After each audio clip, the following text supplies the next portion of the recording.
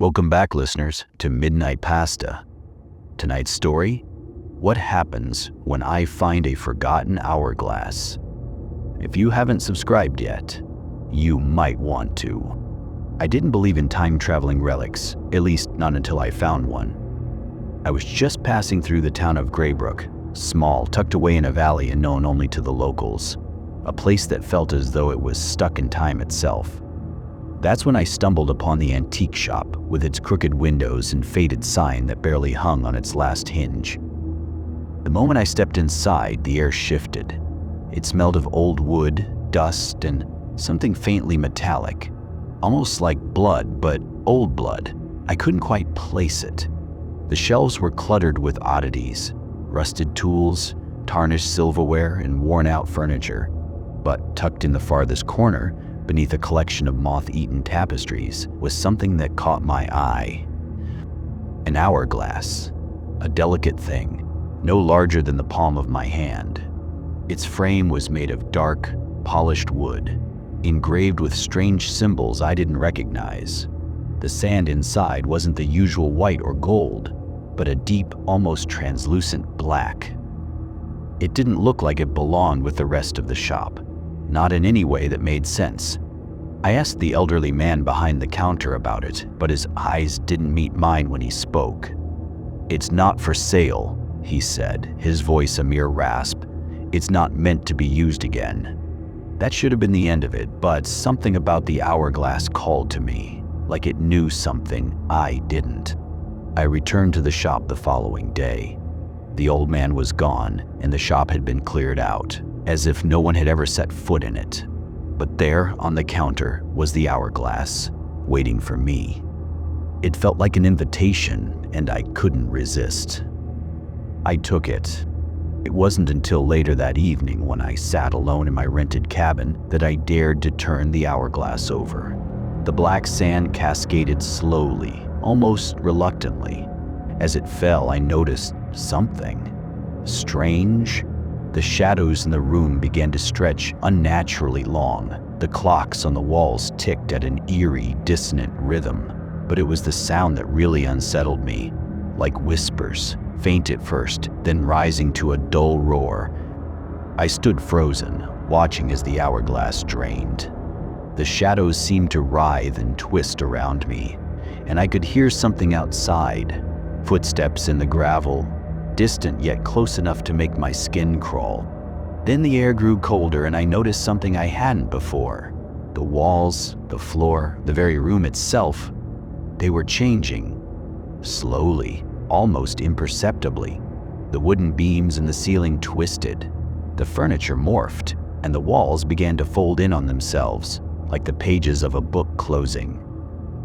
I tried to stand, but my legs wouldn't obey. I felt as though I was sinking into the floor, as though time itself was pulling me into its depths. I reached for the hourglass, but before I could touch it, a figure appeared at the edge of the room. A man. His face was obscured by a mask, and his hands were bound with rope. His eyes, though, they pierced through the darkness, watching me with an intensity that was both familiar and terrifying. He stepped forward, his feet making no sound on the shifting floor. And then, in a voice that didn't sound like it belonged to him, he said, "You've broken the hourglass, now you'll break time itself." The room began to collapse around me, but I could still hear his voice, now louder, more urgent. "You shouldn't have taken it. You shouldn't have touched it." I dropped the hourglass, but it didn't shatter. It landed on the floor with a soft thud, and the room stopped. Everything froze. That's when I realized the man wasn't from the past. He was from the future, my future, and this moment was already written. I had already broken time.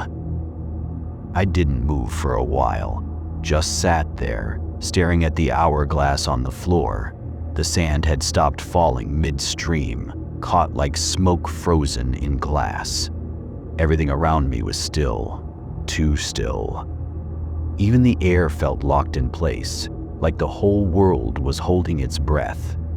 I tried standing again. This time my legs responded, stiff but steady.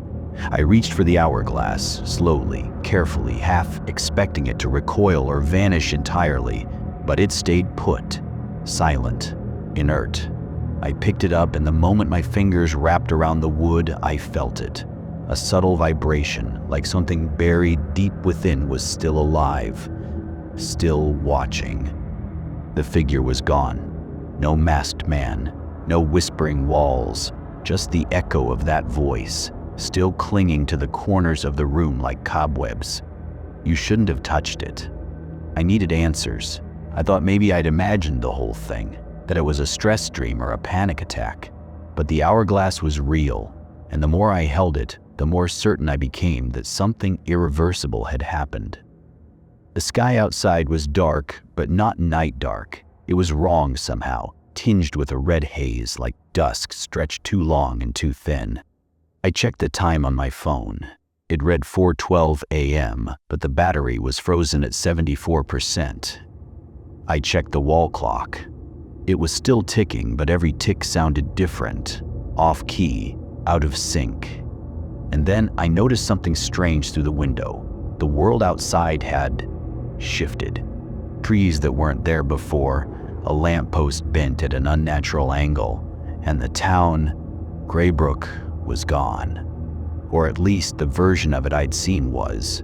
In its place was a ghost of the town. Same layout, but old, crumbling, overgrown, like I was seeing a version of it decades, maybe centuries, out of date. The hourglass had done something, pulled me somewhere or somewhen. I stepped outside. The air was colder than it should have been. Every breath felt thick, like I was inhaling fog soaked in ash. The gravel crunched beneath my boots, but it didn't echo. No birds, no wind, no life, just silence.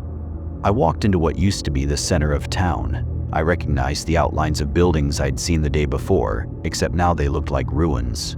The diner had caved in, the post office was boarded up, windows shattered, and across the street, that antique shop.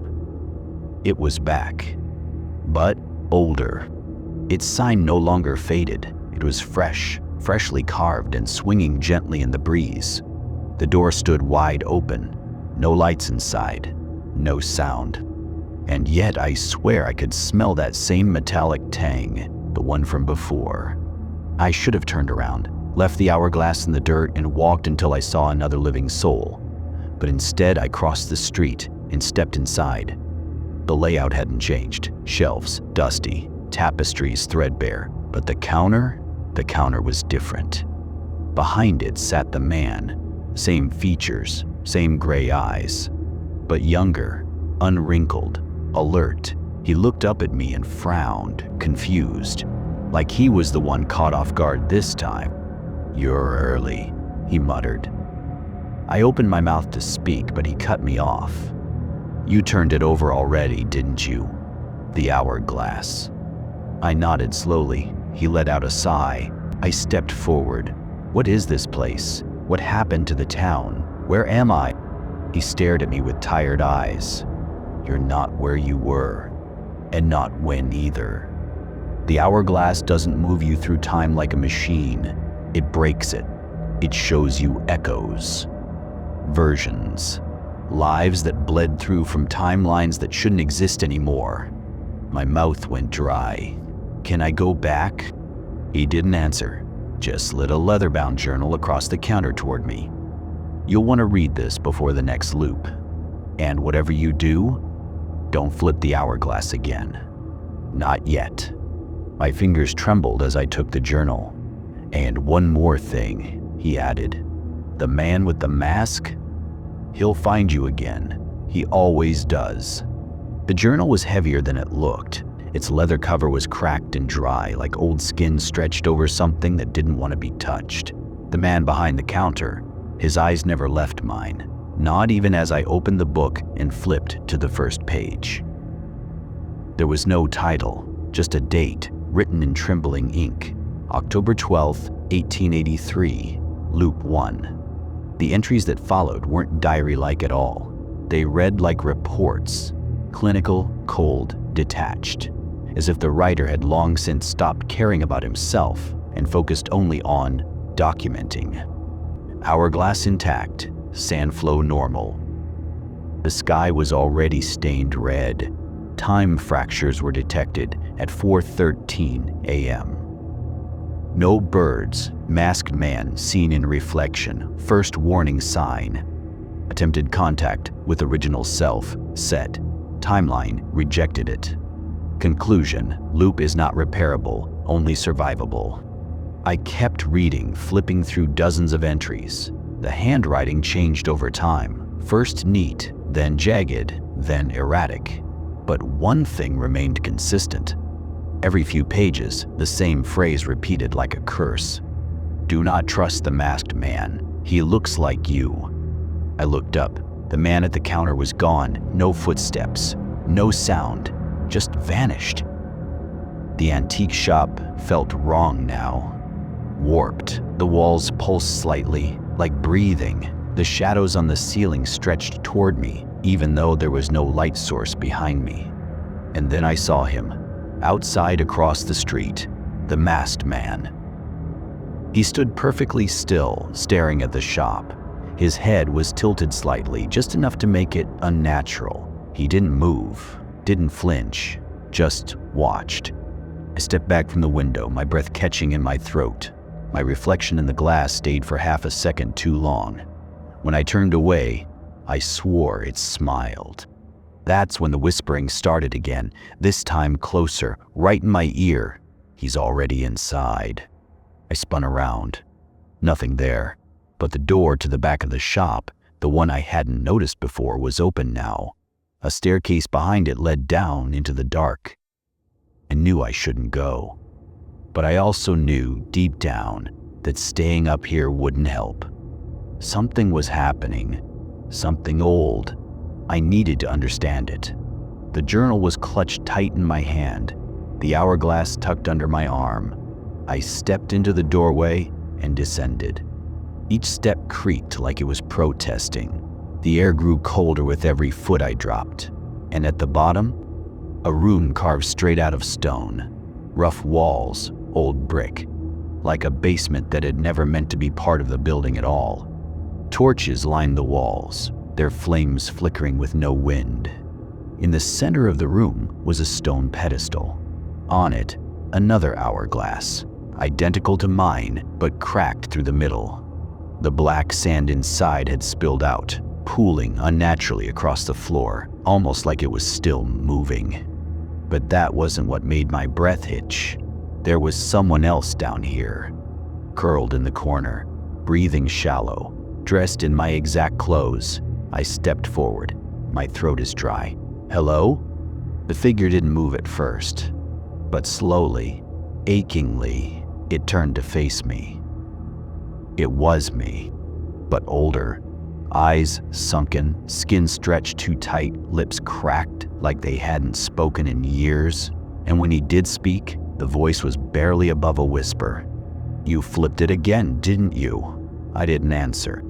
He nodded slowly, sadly. Then you'll see what I've seen. You'll run, you'll hide, you'll try to fix it, but the loop doesn't end with you. He reached out with a trembling hand, pointing past me. It ends with him. I turned. The masked man stood at the base of the stairs. Closer than before, still silent, still watching. But this time I noticed something new. The mask wasn't blank anymore. It had a reflection in it. Mine. The masked man stood at the foot of the stairs, unmoving. The torchlight flickered over his face, but the mask didn't cast shadows as it should have. It seemed to drink in the light instead, absorbing it into that hollow, mirrored surface. And my reflection in it. He moved. Not me, not my own body, but the version of me inside the mask tilted its head and smiled. I backed up slowly, heart hammering, but I didn't dare blink. That other me, the one huddled in the corner, had gone still again, like a puppet with the strings cut. Whatever energy he'd mustered to warn me was spent. The masked figure stepped forward. One footfall, then another. No sound, no breath. Just the heavy presence of something that didn't belong in this version of reality. or maybe in any version at all. I held up the hourglass, thinking, maybe stupidly, that it would do something, react, glow, shake. But it stayed inert. And then the sand began to fall again. Not inside the glass, but outside, all around me. Tiny black grains started sifting down from the ceiling, like ash falling from an invisible fire. They landed on the journal, melted on my skin, vanished into the stones like they were being pulled somewhere deeper. The masked man stopped, just a few feet away. His head cocked again, and then he whispered in my voice, "We don't have long now." I turned and ran. Not back upstairs, but deeper, past the pedestal, past the broken hourglass, into a narrow hallway I hadn't seen until the torchlight flickered against the far wall. As I ran, the stone corridor bent at unnatural angles, right turns that led back into themselves, rooms that mirrored one another, places I'd just passed but slightly different. A chair in the corner now, a door where there wasn't one before. The architecture was looping me, bending around me, trying to trap me. I stopped in front of a doorway I didn't recognize. The wood was rotting, swollen at the hinges, but something behind it felt familiar, like static behind my eyes. I opened it. It was a room with pictures, hundreds of them, pinned to the walls in careful grids. Old Polaroids, faded newspaper clippings. Some were burned at the edges, some scratched through with red ink.